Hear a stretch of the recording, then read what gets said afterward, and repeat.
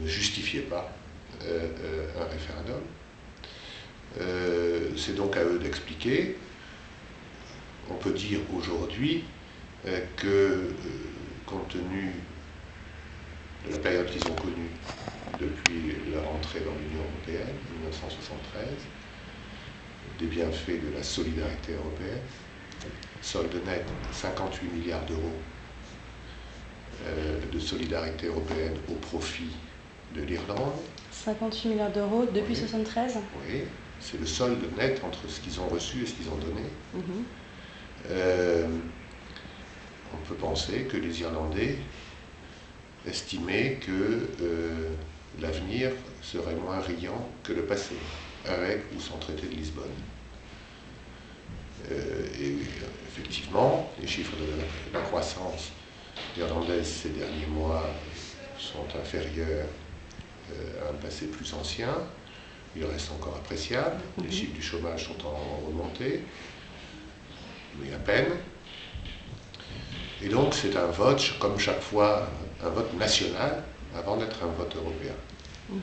Qu'ils aient exprimé des doutes sur un certain nombre de dispositions du traité de Lisbonne, c'est probable aussi, mais il leur appartiendra de le dire mieux que moi.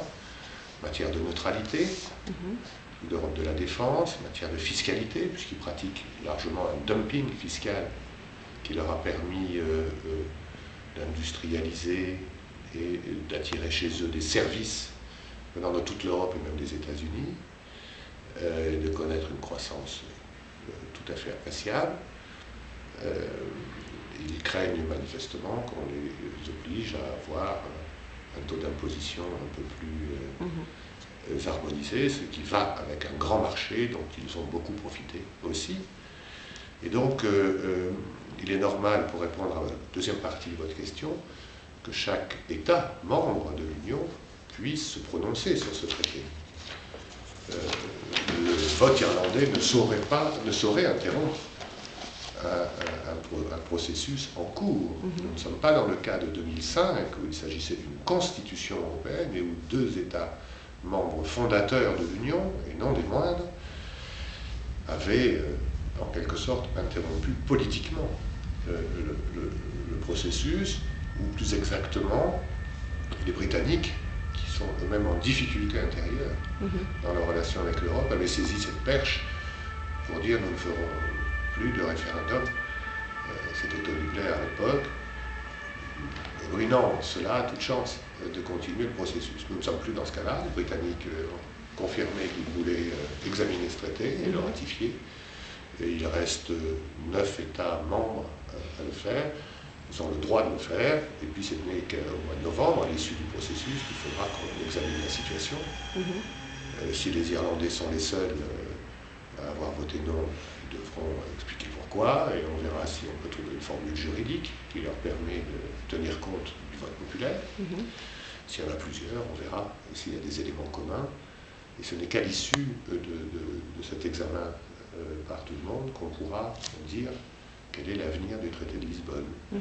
Alors pour revenir sur le nom des Irlandais, est-ce que vous l'analyseriez comme Bernard Kouchner qui a parlé d'un refus de globalisation dont pâtit l'Europe, ou est-ce que vous parleriez peut-être d'un symptôme de la déconnexion des élites de Bruxelles par rapport aux citoyens européens et à leurs aspirations de la vie réelle? Pas du tout. Je pense que c'est un vote national pour une question européenne. Et donc, c'est la vraie difficulté dont découle tout le reste. Si on demande, l'Europe est de plus en plus politique. Elle est passée au stade politique sans qu'en réalité les classes politiques nationales s'en aperçoivent. Et donc, elle doit faire de la politique et plus seulement de la diplomatie. Alors, la politique, ce n'est pas mettre au référendum des traités de 400 pages, illisibles, y compris par les spécialistes. Ça, c'est le boulot des gouvernements et des parlements. En revanche, c'est mettre au référendum, éventuellement, si on est un fan du référendum, de vraies questions simples d'orientation politique, ou alors de profiter des élections pan-européennes, il y a au moins des élections européennes au mois de juin prochain, pour poser des questions simples sur les programmes des politiques européennes, il y en a qui sont manifestement contestées. Il faut qu'il y ait des débats qui ne soient pas filtrés par le contexte national. Chaque fois qu'on vote pour une question européenne dans un cadre national, il y a toujours un risque d'égoïsme, de frilosité, et je crois que c'est ce que voulait dire Bernard Kouchner. D'accord. Alors passons maintenant à la présidence française de l'UE qui commence le